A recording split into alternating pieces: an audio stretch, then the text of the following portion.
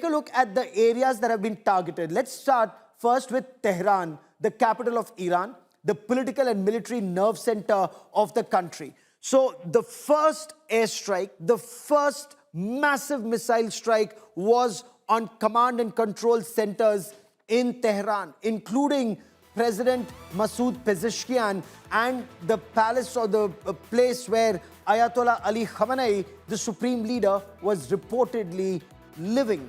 Those areas were targeted.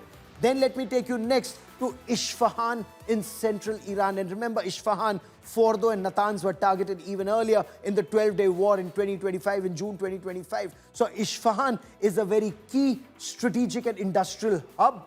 It's linked to the sensitive nuclear and military infrastructure. Remember, President Trump said not only will they destroy the missiles, they'll also destroy the missile manufacturing sites. Let me now move forward to Qom. That's again a very major religious center.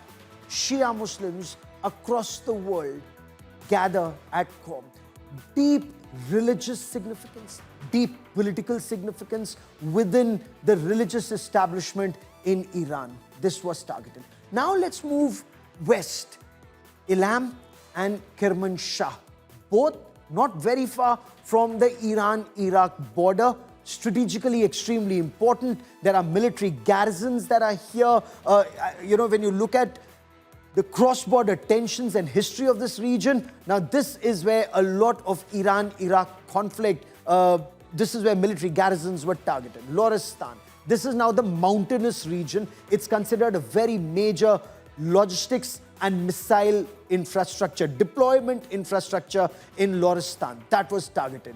Now, not very far from Tehran is also Karaj. This again is an industrial hub. It's also a tech hub. Again, absolutely in sync with American President Donald Trump saying not only will they destroy missile silos, missile sites, missile launch sites and storage centers, but also manufacturing capabilities will be taken down. Now let me take you to the northwestern part of the country. You watch there, you'll see Tabriz. Now Tabriz is a very major economic center. It has massive geopolitical significance. Again, centers of economy, centers of military importance, centers of religious importance, they're being targeted. All of this indicate, now Iran is a huge country. Unlike Iraq, Iran is massive. Their facilities are really spread out, but so were the missile strikes. Professor Chilani, when you look at American and Israeli missile strikes, all very systematically aim to weaken the regime, but strong enough to bring about a regime change? Gaurav, in the history of modern warfare, air power has never by itself won a war.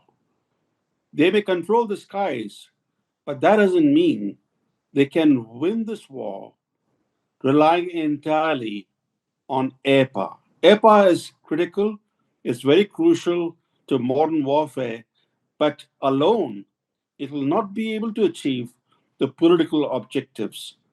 This war is not so much about nuclear weapons, missile capabilities, or the export of terrorism by a state. If that was so, Pakistan would be targeted. Pakistan has nuclear weapons, actual nuclear weapons. It has missile capabilities. According to US intelligence, as disclosed to the US Congress, Pakistan is developing ICBMs, that is, missiles that can reach the United States. And Pakistan has a long record of exporting terrorism, of being behind major terrorist attacks in the West. There was also a Pakistani link to 9/11. Sheikh Khalid, one of the masterminds, was found in Pakistan. Osama bin Laden, the leader of Al-Qaeda, was found in Pakistan. Yet, look at the US administration under Trump. It's mollycoddling Pakistan. Absolutely. And targeting a theoretical threat from Iran. This is about geopolitics. It's about the fact that Israel considers Iran to be its main rival or the last remaining rival in the Middle East. The irony is this, Gaurav, not many Indians know that that Iran geographically is closer to India than to Israel. But in India, despite the fact that Iran in 1965 helped Pakistan's war against India, reactions in India to Iran are not that intense as the reactions in Israel Interesting. towards Iran. Yes. So I think Yes. there are a lot of misconceptions about Iran, that Iran is a neighbor of Israel. No, they are buffer states, buffer countries between Israel and Iran. Oh, India has no absolutely. luxury. India is sandwiched between two nuclear weapon states, and Iran going nuclear will also be an additional threat to India. But No, the that's a very reaction in India pertinent is point you're not that making. kind of But for the reaction as moment, Israel Professor has. Chilani, I want to stay on the current issue predominantly, because these strikes, Sandeep, are not. Are they in a position to bring about a regime change, or is this just the first step? Let's see what happens tonight, what happens tomorrow. Perhaps they'll build up to a crescendo. But global economy, Ambassador Trigunayathan, I'll come to you on that in just a moment. Global economy will be in tailspin because of these strikes, Sandeep. Absolutely, Gaurav. And Iran, if it's pushed to the wall, will then resort to what it's been planning to do for several decades, which is to shut the Strait of Hormuz.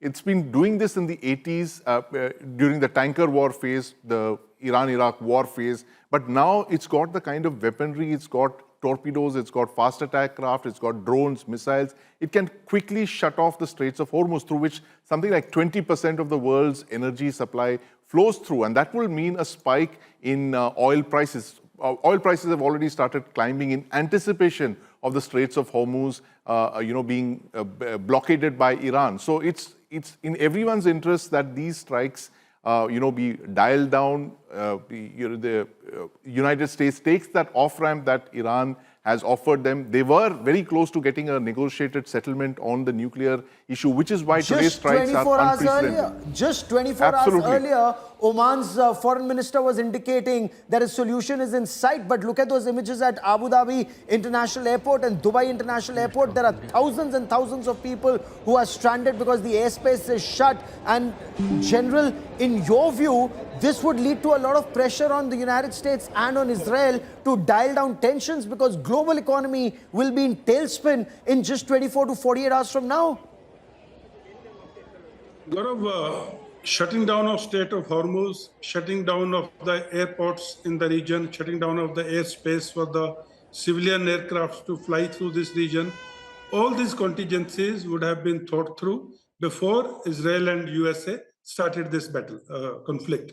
So I don't think any inconvenience to public at Abu Dhabi or Dubai airport is going to stop USA or Israel from going ahead with their declared goal.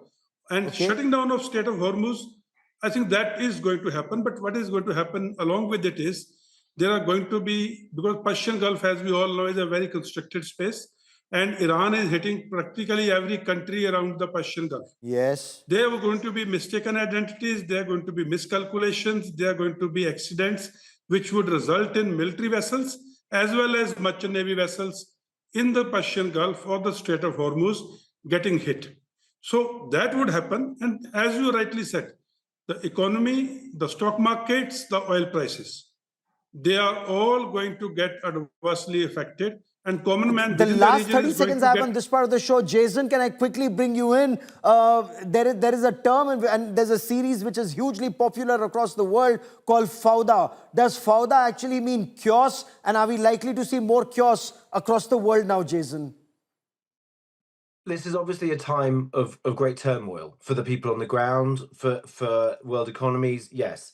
But it's really simple. When you have to deal with a problem, unfortunately, as the saying goes, you can't make an omelette without breaking some eggs. You can't cure cancer without administering chemotherapy. And you can't remove a vicious, dictatorial, violent, murderous regime without going to war. And again, your viewers can choose. Do you want to stand up and be counted and be remembered for the generation that dealt with this evil? Or do you want to pass it on to your children? Yes, it might hurt for a few days now. Yes, there will be turmoil. Yes, there will be flights cancelled and there will be an economic hit.